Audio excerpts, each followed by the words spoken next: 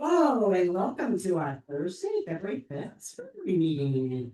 Rotary, we'll start off. Lisa Lou is going to lead us in the pledge and the holy mass. Please join me. I pledge allegiance to the flag of the United States of America and to the republic for which it stands, one nation under God, indivisible, with liberty and justice for all. Now the four-way test of the things you think, say, or do. First, is it the truth? Second, is it fair to all concerned? Third, will it build a goodwill and better friendships? Fourth, will it be beneficial to all concerned? Anything, our inspirational Bruce Murray is in the office before us. I was told to make it very short and sweet, so I have two short ones. One is a African proverb, they don't know its origin, but it goes, if you want to go fast, go alone. If you want to go far, go together. That's our club.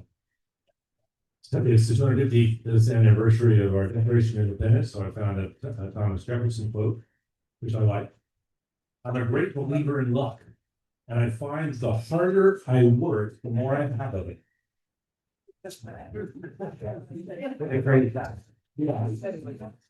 Okay, so today our greeter was Claudia. Claudia, did we sell all the cards?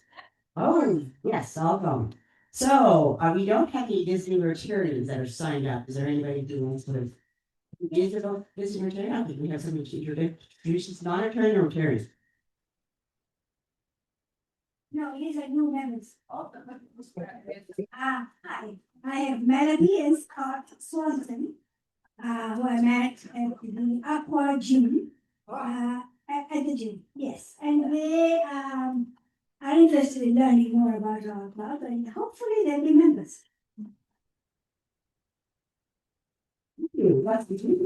Tony is visiting here today, as is Patrick, who are also becoming new members, so that is very exciting. I see that Brenda, does Brenda have somebody? Yes, I saw Tony walk in, so welcome Tony, and I saw Tack come in, so lovely to see those new faces. We also have, okay, there's Melanie and Scott Swanson, right? Okay, I got that, but that's great. Welcome to our club. We're glad to have you here. I think with that, I just have a few announcements. First of all, always food. If you have food for kids, for backpacks, to send home over spring break, we're starting to bring food in for that. So when you're at the store, pick up a few things and bring them on Thursdays, and we'll get it out in the food bank. Brett, he's still busy. Do you have anything to add today? Or did you want to talk a little bit about the Super Bowl? Okay, so I'm thinking if I have any, I do have one announcement, but I'll say that for the end. So we'll go ahead and start with Dawn. Come on, Dawn. Just a couple of announcements. One, I'm going to pass the roster around next week on the 12th, right after Rotary. Next door, we're going to do the world religions discussion with Kathy Krause and Marty Zatola. I'm just going to pass this around. We've had really a very enthusiastic response about it, but I want to let them know about how many people will come. And so if you walk over there, buy a beverage too. Okay, thanks. So this is passing around. And secondly, those of you who are excited readers, we had 3 books to choose from for the next Road Gateway Rotary Read. All of them were very popular. I'm very disappointed with the small turnout at the polls, but nevertheless, the book that we will be reading in the next 3 months is called Organized Mind by Leviton. And what it is thinking straight in the age of information overload. We can all agree with that. A guide to managing information overload and organizing your life using insights from cognitive neuroscience and the latest brain research. So just run out and go get it. We still get a discount if I'm ordering books, so you know. I think Deb had worked with we, if you bought it at Oregon Books, you'll get a discount. Or about my next one, so they're going to support your local businesses. Okay, I have 2 announcements, you guys. First of all, one of the agencies that I work with who placed commercials in the Super Bowl that you will be seeing on Sunday, very generously went and got two $25 gift cards to the kitchen company. So those are prizes that you might win when you come on Sunday. Even more generously, he bought a $100 kitchen company gift card. We're gonna do a special drawing for this one. Tickets are $5. You can buy as many as you want. Whoever kicks in the $5, all this money will be donated to the Rotary Foundation, but this will be special drawing. So see me after the meeting if you want to buy tickets today, or Sunday at the Super Bowl party, you can buy tickets then, bring an extra $5 or $2. My next announcement is the Grants Pass Walk for Peace. You heard me talk about this last week. Things are moving quickly. We have a flyer. We have a banner that was donated by Logan Design. We'll have fresh fruit there donated by Cartwright's Market. We'll have some bracelets donated by Aquarius. We'll have coffee and tea and some crafts led by Lisa Kramer. You can make a peace flag. It's really turning into something very cool. You'll see the event on our Facebook page within the next day or two. But if you have questions or want to help out, just talk to me after the meeting. Thanks.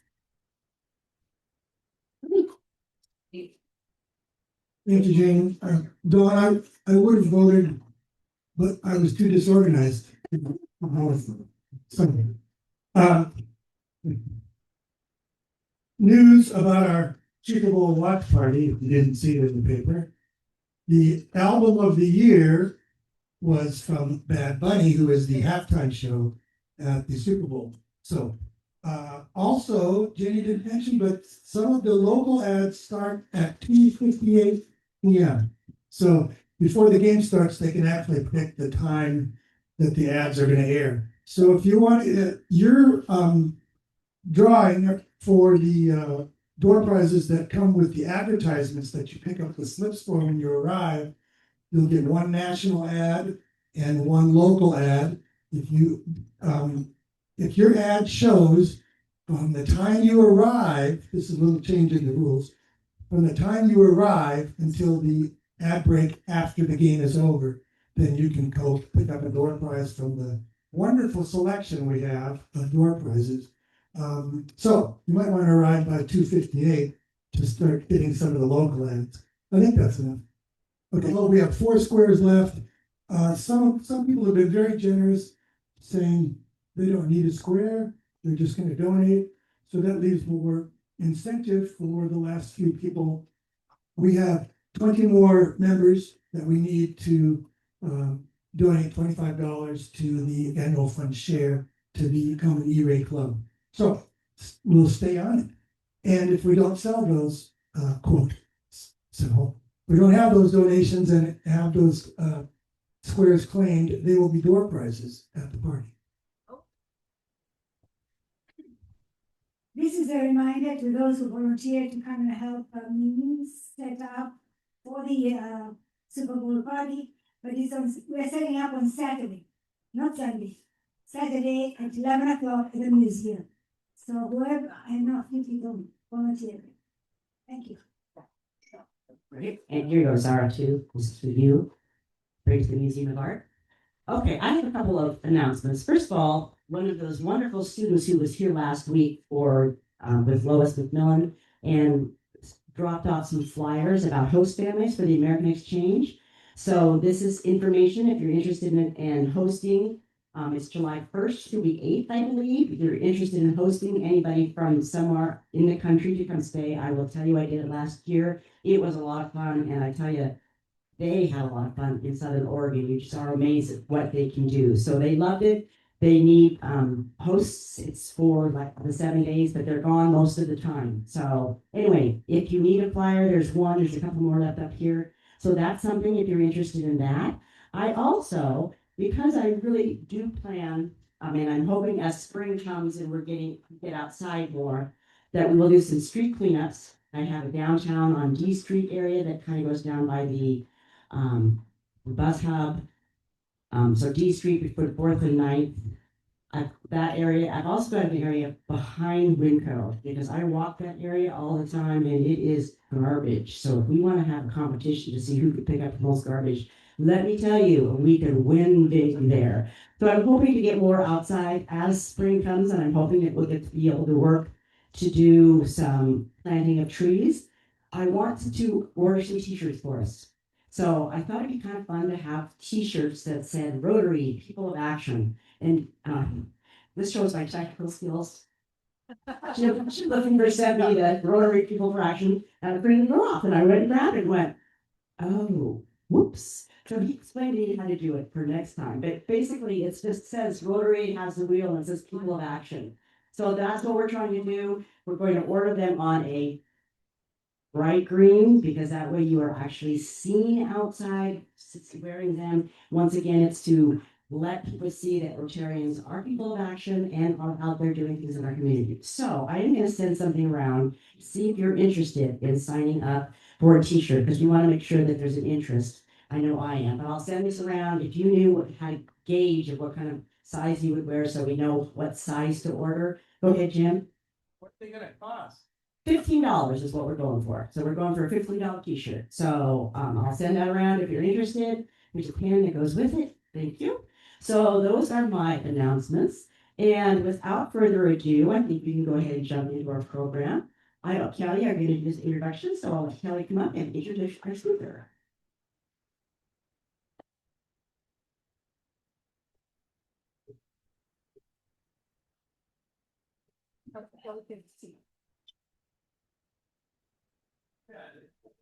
Hey, come on now. She's making her way up here. Getting dressed. I believe she's being late. Yeah, come on up. Kia McQueary. She has been the market manager, am I saying that correctly? Yeah, yes. Okay, of the Grants Pass Growers Market, some of us call it Saturday Market. For 8 years. Thank you. When the market opens outside again in March, don't die on me here. It will be the 46th anniversary of the market. A fact that our community can be very proud of. He has started as a customer, like most of us are.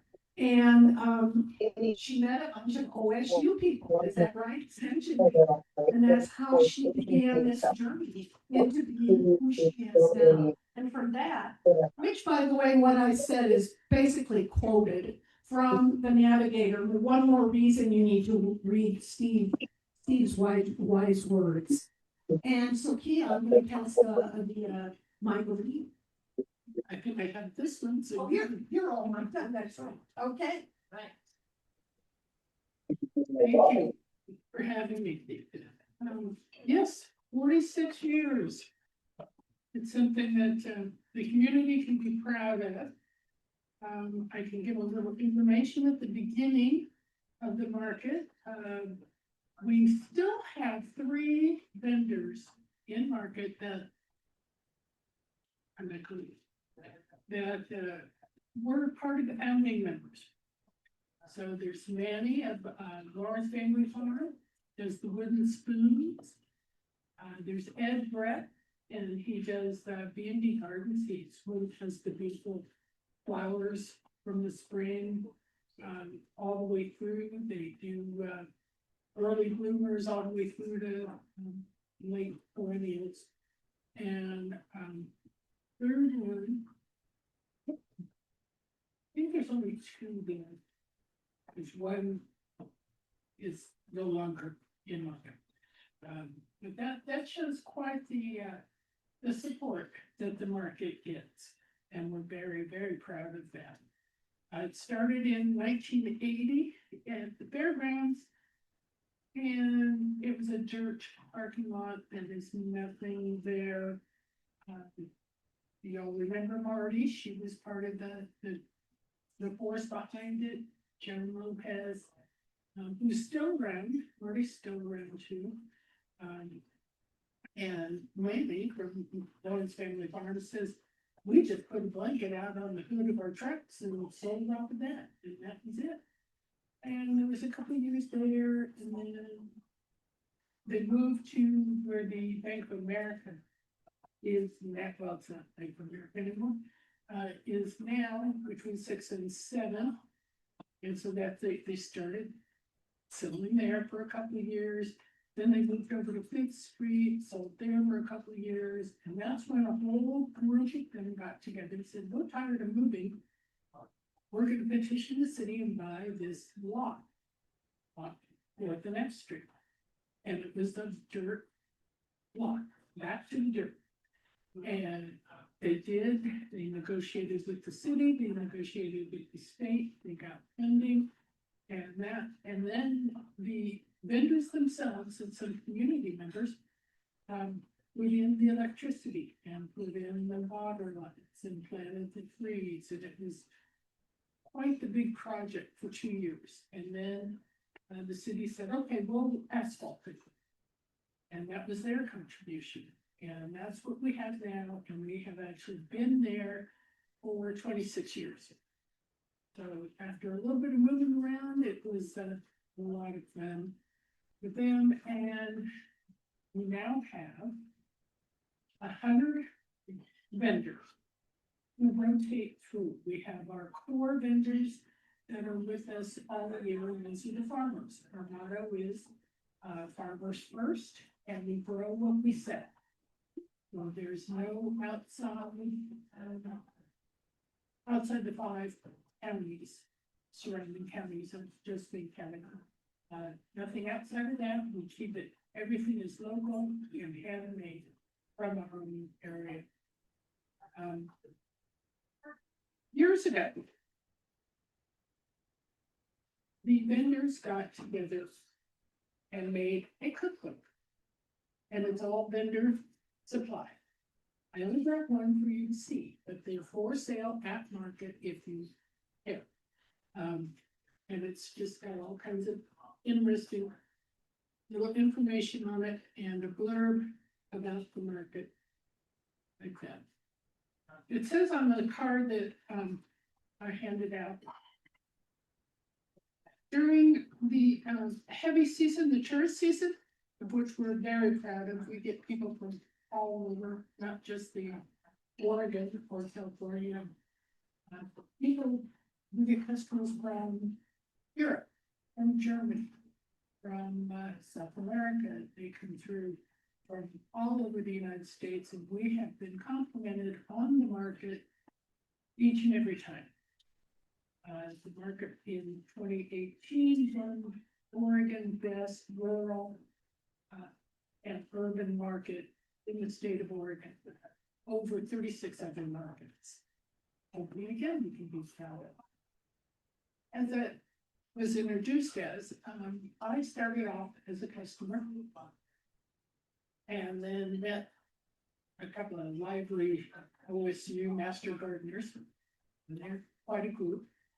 And so I joined them and I took the Master Gardener course, which is a very intense 12 weeks, starting from seed to bloom. And we learned an awful lot. My husband used to ask me, what'd you learn? I said, I don't know. I'm going to Saturday. And so it would take a couple days for it to all percolate in, and we'd be out in the yard doing something. I go, oh, I remember, the class was on this, and we should be doing that. Oh, that's fine. During that time, as happens, you get involved. You're all involved. You know what it's like, and yeah, we're up to the top, and all of a sudden you're in a position of making decisions. So for 2 years, I became president of the Master Gardener organization for OHSU. No, that's where else I'm going. OSU. And then after that, our extension agent, John Punches, came to me and said, we're trying to get the Master Food Preserver group back together in just County. if I paid for a scholarship for you to go take that course, will you, and then come back and get it going again? Sure, you're paying for it, I'll go. And we did, went to, the, Jackson County class, again, another intensive 8 to 10 weeks. I ended up going up to OSU and taking the, state food processor certification class. With Dr. Dashel, and I'm a certified state processor. Well, with the Master of Food Preservers, I said, I like mustard. And so I started working with it, one of the other food preservers there who did mustards about the way I was thinking. So I started doing stone ground mustards and selling them at market. And then I got a kitchen. And then I was teaching other processors how to prepare for the Department of Ag certification test for their product and help them. And I'm happy to say that I don't own the kitchen anymore, but I had 4 people that moved up and beyond those local.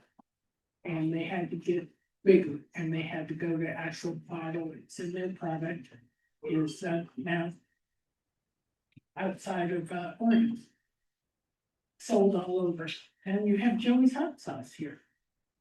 And Joey's one of our great vendors. Yeah, I saw that. And so then, and then again, as a vendor, I got invited to be on the board of directors for the market. And a couple of years later, Bob Schaller, our board manager, retired. And they needed a new manager, and everybody just kind of sat there and went. And they hired a gal. And she did not work out, unfortunately. So at that point, we were in February. We moved outside. This year we're moving outside March 21st. She was flustered. She was just, it's an overwhelming job for anybody that's tried to herd cats. And man, I hate to say it, go without a manager, we need, there's just so much involved. And so as it says, in February, the 18th of this month, it will be my 9th year. So, and as manager, you do everything. And so it's been a lot of fun. It's kept me busy and off the streets. During our tourist season, we do get between 3,000 and 4,000 to 4,500 people through the market on F Street in 4 hours. 4 hours, about 3,000 to 4,000 during our from June through August, September, our heavy tourist season. And that's when we get comments that, I mean, I'm from New York and we have, markets, but nothing like this. This is fun. So you all can be very proud of your market. And we're constantly getting applications. I want to get into your market. I want to get into your market. Well, being in a parking lot, we only have 102 spaces. And they're 10 by 10s. And so some people need 2. So, average, you'll see 89 to 94 vendors at our market. So if anybody has any questions now, I'm more than happy to answer. I can tell you that we have. Yes. So did you bring an application? What does it take to apply? It depends on what you do, your farmers first. We do have a jury process that our board of directors, I set it up. We have one coming up on February 21st. All the applications that come in, I talk to them, I vet them, I set them times, and then the board of directors walks around and talks to each one to see if they're a fit their product, where it's from, what they're doing. If you're cooking, you need to have licensing, you need to have a domestic kitchen, you need to be certified, food handler's license. And each group, we have craft and community service, food, and then primary ed. Primary ed has first choice of everything, and right now we have 65 farmers. And we support those, something that is an interesting financial. This 2025, we did $289,000 in EBT, developed food cuts, and protein fees. And that doesn't even count the cash that the vendors collected. That's just what we track, because we have to track that from the state.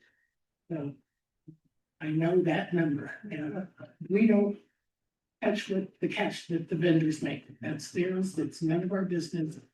They come every week, and when you get vendors that come back 20, 30 years, 40 years, you know that there's something good is happening. So behind the 5 farmers markets, and well, there's one at PSU, so there's 5 inner Portland markets. PSU, which is huge, big market, and we're 3rd in line after that. So. I actually have 2 questions. My first question is, I know many years ago, you tried to do a Wednesday market as well, which I loved, because a lot of times I'm camping on the weekends and then I'm so sad not to have my tomatoes and stuff for the week. And I know it didn't work out, but have you thought about doing a Wednesday or midweek market again? We didn't have the vendors, thought about it, but it, since we've gotten so much larger than we were when that was going on, that was just trying to get the market. Farmers don't have time to come during the week.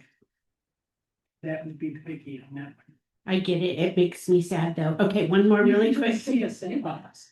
Say again? A CSA box? Oh, yeah, true. Okay, so my next question is, I'm confused about whether dogs are or are not allowed at market. I know they were and then they weren't, and it seems like maybe they are. Well, that's an interesting topic. I even called an ADA back in Washington, DC, and the gal I talked to said, nobody here wants to touch that. It is such a volatile question. So, yes, and that was one of the things that harmed the market really bad before I came in 10 years ago. It was no dogs. It's a huge fight. And that's kind of what Marty got in trouble for. Then Bob and I started this policy. It's just written out. And that's what the ADA said. Service dogs only, it's written out. People read, don't connect. So then for quite a while, I would walk up very politely and say, I'm sorry, but the market has a policy of no dogs in market. It's a service dog. At that point, I have one question I can ask. What is it trained to do for you? It's none of your business. I don't have to tell you. And when you get about 10 or 12 of those a day, it's really frustrating. And so we've decided that a dog with a spike collar and a tow rope to hold them back is not market appropriate. But if a dog on a short leash next to them, next to a person, it's not on one of those pull leashes where you can let out 10 feet. If they keep it to their side, that's fine. And once the dog starts a bite in market, then we walk up and say, I'm sorry, but that dog has to leave. it's usually the little dogs that have you. They think we're so big. But, and that's really all we can do. We do our best, the Humane Society at the gate on 4th Street, next to James, our musician. They kind of mention it to people, and we have signs all over, things like that, especially when it gets hot. They have a heat gun that will show the temperature of the asphalt. In fact, we recommend that you walk along the sidewalk around the market, don't put them on the hot asphalt, things like that. My question, is how many of you, in this organization for Growers Market are on salaried positions? Just you? Me, and I have 2 staff members. Wow. I'm salaried, they're hourly. They're hourly, but it just, this little bit of you makes all of that happen. Yes. Wow, I'm impressed. Thank you. It is a 40 to 50, 60-hour week job. Whether I answer emails or not. Who sets the prices and the pricing for this? Because I know I've gone there and there's people there's like 3 or 4 different people selling eggs, but they're all selling for the same price, which I think is absolutely fair. But is there a price? Do they decide how much they're going to sell their The products? vendors talk amongst themselves and set the prices. Somebody can go higher, somebody can go lower. It's not written in stone, but they kind of go, my neighbor is doing it for 6 and I'm doing it for 7, or I'm gonna try for 5 and they're doing $6.50. Maybe we ought to just and so that's their decision.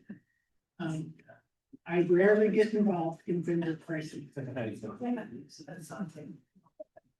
What is your attrition on an annual basis? The vendors that leave, what kind of turnover do you have? A lot of switching and training and. Yeah, last year we had 3 members leave, 1 for health reasons, and 2 moved away. That's it.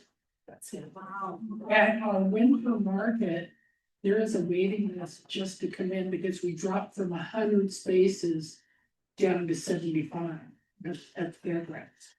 And people ask, well, how can I get there? I just want to be a winter vendor. I said, sorry, you have to wait till somebody moves or dies. It sounds funny, that's it, yeah, we have to wait this. There's a gal that just emailed me and she says, we just moved in the area, found your market, and I make chocolate, and I want to come in for Valentine's Day this year. It's next week. Do you also take care of the crafters market? And does that fall under your umbrella? No, that's the Saturday Crafter Artisans Market, 5th Street. Yeah, they're independent of us. But they feed off of us. We don't feed off of them, they feed off of us. Same as the BFW parking lot. That's separate. So there's actually 3 separate markets there. That people call me, I bought something from this guy and I can't remember his group, but he does this. And I go, no, not us. Not market. So then I give them the number of Judd at that market. Usually try to connect them up. Yeah. What could we do to support you? I mean, it's a fabulous market and it's a for real to shop. Just shop on Saturdays. Come see us, stop by the market booth, say hi. And the market is well established, so just keeping the community involved is one of our main goals. My job, basically, as I put it for myself, is to give our vendors a safe, public place to sell their product to without hindrances or over regulations. They are over regulated by the state and by ODA and all that, so they come in, prove themselves to me, they're good at that. Anything else?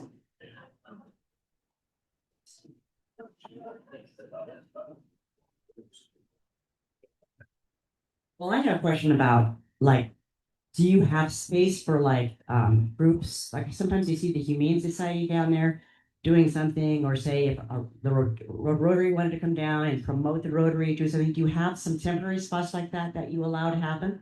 We do. And the Humane Society is a permanent nonprofit. You're a nonprofit, so I always try and keep 2 or 3 booths open. For nonprofits, you can't sell anything, but you can go and hand out information, you can sing, you can dance, and you're 10 by 13 spaces. We tried to do what I did, but Bob, the manager before me, tried to do like flash mobs, dance, it did not work. The vendors were very unhappy, even though there's only like 3 or 4 minutes. Because it stops traffic in the market, and the market has a flow, and you interrupt that, and people walk right past the booth. They're going, yeah. So. Speaking of which, I've noticed the old salt shaker days are over and gone. Do we ever have, what was the resolution on that, and how has it, settled, or what? We did it. And I testified before the judge, and took the jury 40 minutes to decide that they were impeding our business. And that is the basis of that. It was not, we could not interrupt their First Amendment rights. One came in after the judgment 2 years ago, and it kind of broke up. They kind of went away. There's still 2 or 3 of them here in town. One of them came to market by himself, and he had his signs and stuff. And I just walked over, stood in front of him. And I'm getting a thing back here, ma'am. Hey, I have my First Amendment rights too. I can stand wherever I want. I stood there for 2 hours. And he left. And they haven't been back. Yeah, I have another question. This is just because at one point I was on city council, so I know how important they are, and I've also been involved with some of the booths outside, for promotion for politics, and I know how ugly that can be, but that always had to be outside of the market, and that was great. But at one point in time, they talked about with making they're gonna make the plaza downtown, and at one point in time, somebody had mentioned asking if the Growers Market would ever move to another place if that place was open. Had you heard anything about that? I was on the visitors board. For Okay. a couple of the meetings. It would be almost impossible to move the market. There is no, but that's 1 acre and a third. The parking lot where we are now. And it would be so spread out, it would not be the growers market anymore. It would become something else. Yeah, I kind of thought the same thing myself. I couldn't see it working, and it is so successful where it is, and we all know it for what it is. Yeah, I thank you. What you do. Another question? Sure. I heard you say something about you had booths open for nonprofits periodically. Mhm. Well, June 20th, we are going to be competing with you because we have Porch Fest. Oh, yeah, that happens every year. Yeah, would we be out of line to maybe consider taking one of those and broadcasting about Porch Fest happening about 6 blocks from you? Not a problem. Okay, so volunteers?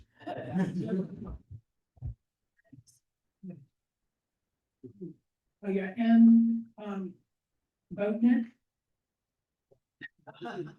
It's half the market of what we normally have. Traffic and vendors, they just say, I'm staying home. Yeah, so. Kia, is there any effort afloat or any energy going towards maybe getting some sort of covers or something for that space? For both shade and maybe for winter and bad weather? Well, it's such a huge space. Where would you put it? We have the trees in the middle. You can't come in from the side. The city, the market got a $20,000 grant this year, I applied for it, from the farmer's fund. And I offered to paint the parking lot with it, with the heat resistant paint, to do that. And the city just may have a country. Well, we can't. It's gotta go to engineering. It's gotta go out to 3 bids. It's gotta do this. And you get caught in that bureaucracy of, we're not taking responsibility, but we're gonna give it to these 5 other people to make a decision, and then the 5 other people, what is it here? What is it doing that? So, to answer, no. Although I was at a meeting and made, Mayor Schrift, is that how you say his name? Made a comment that, they're looking at putting a parking structure there. A 3-story parking structure. 3 to 5 years. You guys own the property. No, we don't. We offered to buy it from the city, but once they put the asphalt in, they said we're retaining it. And Let us know if I. he said 3 stories, it would be as high as the post office. And then after the meeting, there were a couple people at the meeting that turned around. So I walked up home after the meeting to him and I said, have you really thought this through? And he goes, I saw you back there. I saw the steam coming off. I said, well, any decision you want to make on the market, I'd like to be invited to that meeting. He said, okay. And it's kind of left it at that, but I think it might happen. They're really pushing parking downtown. So there's no place out. You look, I drive around town. I'm an acre. I think it's a fee, it cost us $1 million to asphalt that and get it ready and move everything. The whole part of the wall.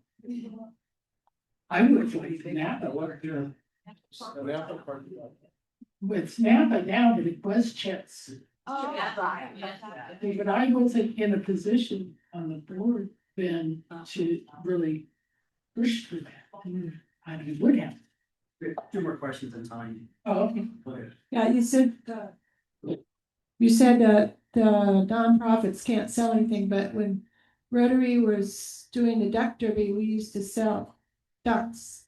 Oh, yeah, That's we did okay? that for the ducks. Okay, they got an exemption? Yeah. Yeah, okay. We can do that, but, and, the Serotimus. Browse for cons, things like that. Okay, well, you said, I don't think this is on. Oh, there we go. You said one thing we can do to help you is to sort of advertise for you. So I'm just gonna say this. Uncle Jimmy's microgreens.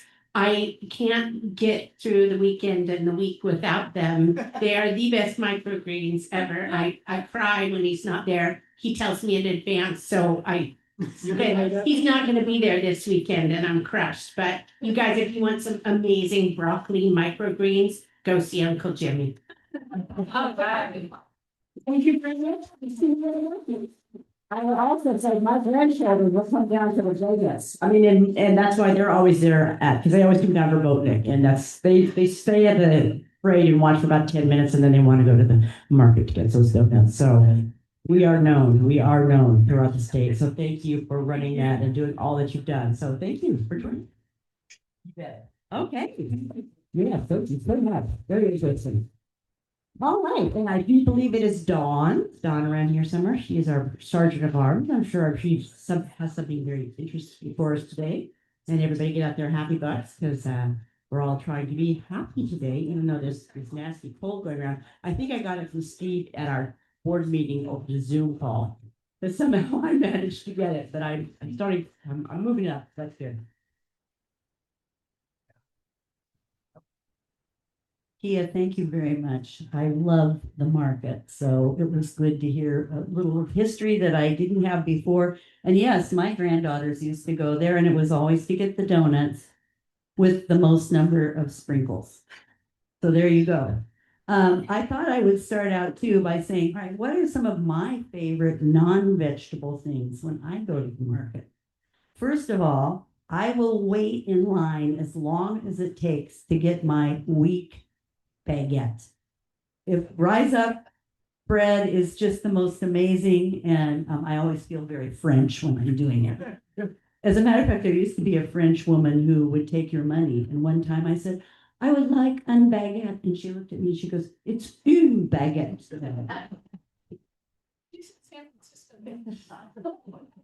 And then I love to buy the beans from Griffin Creek Coffee. We get those every week. And I mean, who could ever not buy a type of bean that is called Bandersnatch? That's wonderful. Buy Bandersnatch. And then the wonderful artist who does the cards that are Bigfoot. I mean, those are fantastic. So I'm always going there and buying. That's serious art. Okay, I'm going to give you like 3 or 4 little just puns, vegetable puns. And then I want people to either share their favorite or the vegetables they hate, or what they like at Growers Market. So, why did the klutzy and gossipy chef get fired? Anyone? He couldn't stop spilling the beans. What's the highest position an ear of corn can get in the military? Yay! Okay, did you hear about the 2 bunnies' engagement? Anyone? One of them got a 10-carat ring. And finally, what's broccoli's favorite music genre? Rock and roll. Okay, now I want Happy Bucks, and let me tell you, besides the fact that you will be sharing something important, you are going to win something from this bag. So that's going to entice you. All right, carry on, give us some Happy Bucks.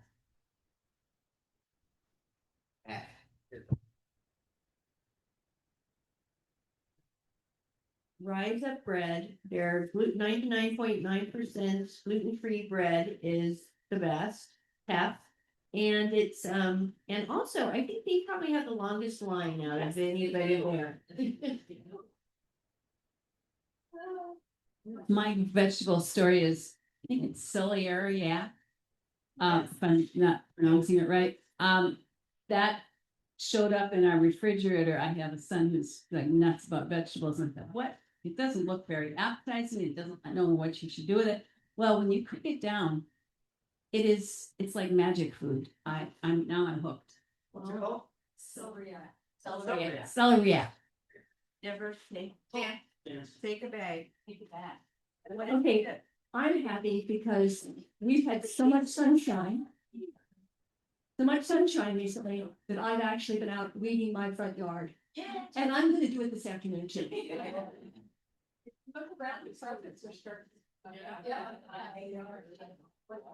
I was thinking when you mentioned that there were 3,000 or 4,000 people there on the weekend, my first thought was half of them are in line to get bread.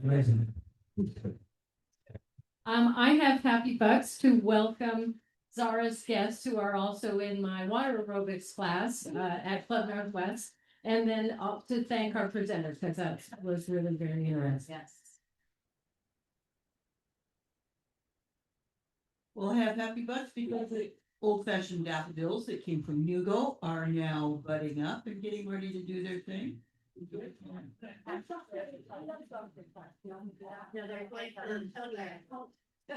My Happy Bucks are a very bad story about vegetables. When I was young, I hated peas, and so I would stuck them in my cheek, and I would pretend that I needed to go to the bathroom really bad. And then they went down the toilet.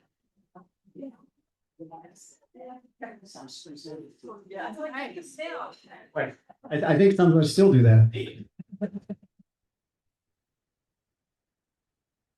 I got Happy Bucks. So up there at Hillcrest Veterans Village, we're working on stuff. We're bringing the high school interns up there yesterday. And one of the interns, he is, deep down, he's a little insecure, 16-year-old, 17-year-old. So he does karate. So he's always kind of pretending like he's punching somebody and punching somebody. He kind of acts like he's tough. And so yesterday I gave him a sledgehammer to break concrete, and he wasn't so tough. And it was very fun to see him not ever swung a sledgehammer before. And do that a few times and whatnot. And then after, a good bit, he was trying to show off. And then his hands started to almost blister open. So I was like, oh, he really learned about sledgehammers, old mommy things. It's really a humbling moment for him. This morning, I went up to the Rossville tree plant.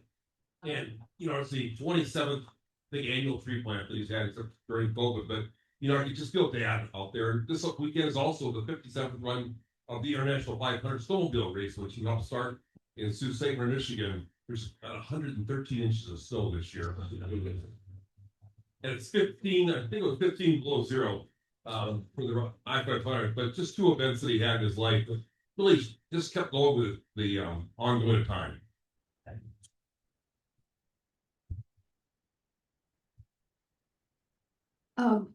Yes, I have Happy Bucks because I am so grateful to have our small town feel that we have and have the growers market be what it is. It's delightful. And I think almost everybody here is a fan. So, no, thumbs down to a parking lot and thumbs up to keeping that grower market just going and staying energized. Okay.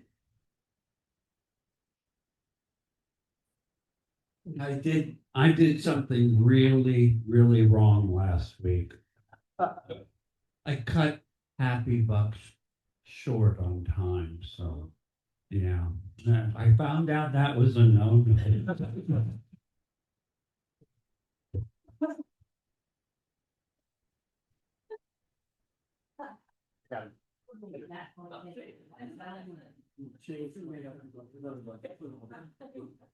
Okay.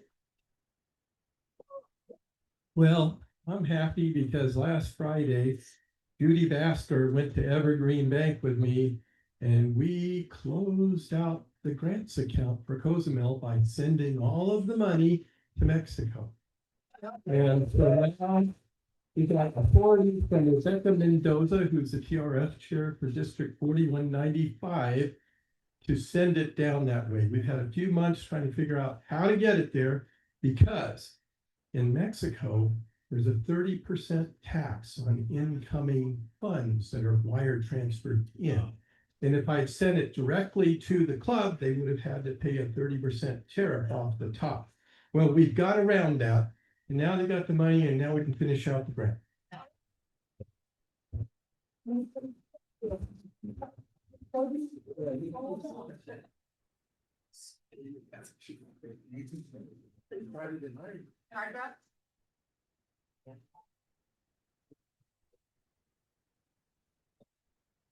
I am happy for this shiny new badge I'm wearing today. Thank you all for being so welcoming.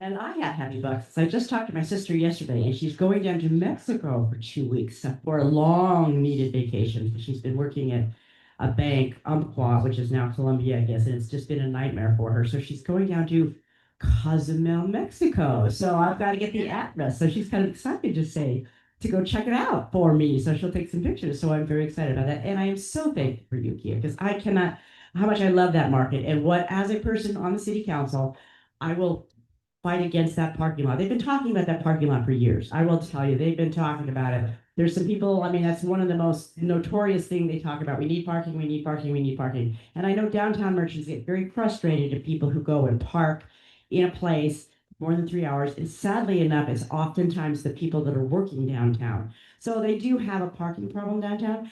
Personally, I would rather see them take that lot down by Safeway and put a parking lot further away than even touching our growers market, because I think we all know the value that the growers market brings to our town. And it is kind of special when we have Porch Fest, because I do think a lot of people go from Porch Fest and walk down, I mean, from the market in the morning and then walk down to Porch Fest in the afternoon. So I think that they complement each other. So hopefully this year, and we are working on putting together a travel package. Daniela and I have been trying to put together this, working with Visit Grants Pass to start advertising March and promoting out of town all the great things that we have here to bring people in and recognize what a quaint small town we have. In a way, we're kind of lucky to live next to Medford. Let Medford get Rogex and let Medford get all those big time things at all their sporting events. And let us say that quaint little town 30 minutes away where you can do all sorts of outdoor stuff and get a taste of that. So that's what we're hoping to promote and get going with Porch Fest and bring more down to our town. And as a happy thought, I don't know if you have noticed, but coming from the north on 5 by Merlin, those signs that the Department of Transportation puts up, food, lodging, gas. If you look real quick, we're in there.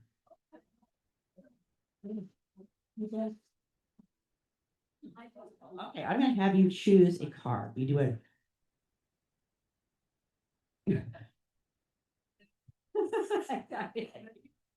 I know, I have a really hard time. I have to watch my computer. I can't go without spending money. So yeah, so I'm gonna have you choose a card and each a card.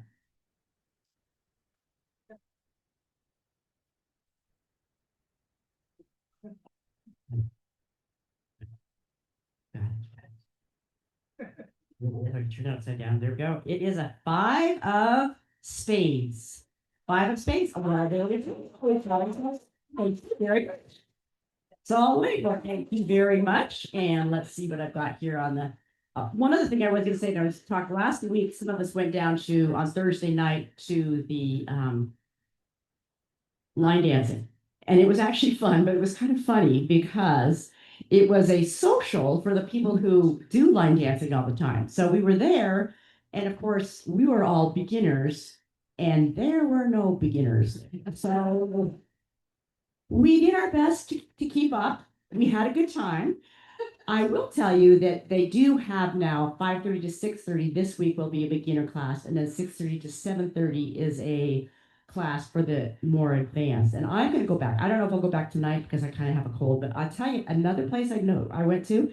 We put in the garden at the senior center. I remember I was a part of that. Tranquility Garden is what it was called. Well, they actually do line dancing out there on Tuesdays from 3 to 4 by donation only. And so 2 of the people who were at the dance last week, the social, the older gentleman and a woman there, they were teaching it. So I went on Tuesday and it was a great beginner. I learned with the jazz, they talked about the jazz box.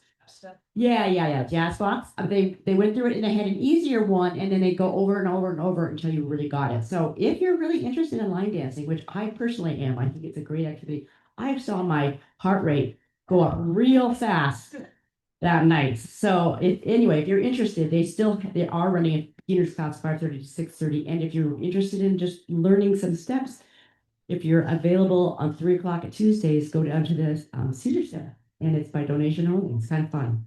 So with that, I'm going to move on, and I'm going to give us our thought for the day. And I think we did pretty good staying on track. Today, this February is Black History Month, and I think most of us know that. I know some people would like to forget it, but those of us here are not going to forget it. And I often wondered why they chose February for Black History Month. You'd think it would be January with Martin Luther King. Well, there is a reason. It was chosen because Abe Lincoln's birthday was February 12th, and Frederick Douglass's birthday was February 14th.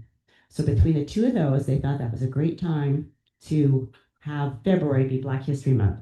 And so I took my 2 quotes from 2 Black women who I think are very, have said some pretty important things in our lifetime. So the first quote is, "Stand for something or you will fall for anything. Today's mighty oak is yesterday's nut that held its ground." And that's by Rosa Parks. And second, "For there is always light, if only we are brave enough to see it. If only we are brave enough to be it." And that is Amanda Gorman from The Hill We Climb. So thank you for being here. Have a great week, and I will see you. Well, actually, I won't see you next Thursday because next Thursday I am going to the Hive to promote Rotary to the leadership crew. So Judy Basker will be running the meeting, and then Bev and I will be there promoting Rotary and telling the young leadership committee what Rotary is and how they can come involved and what a great opportunity it would be for them. And then we'll be back at the end and go to the religious thing next door. So have a great week. See you soon. Okay, my ticket for the $100 kitchen company